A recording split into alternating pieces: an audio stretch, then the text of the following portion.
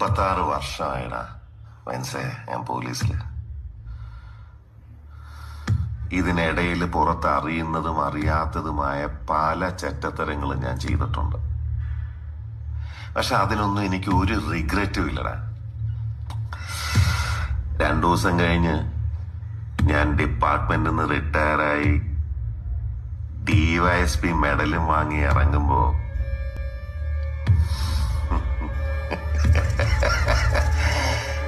George sir പഴയ George sir തന്നെയാണ്. നീ ആരെയാണ് ഈ പേടിപ്പിക്കുന്നേ? എന്നെ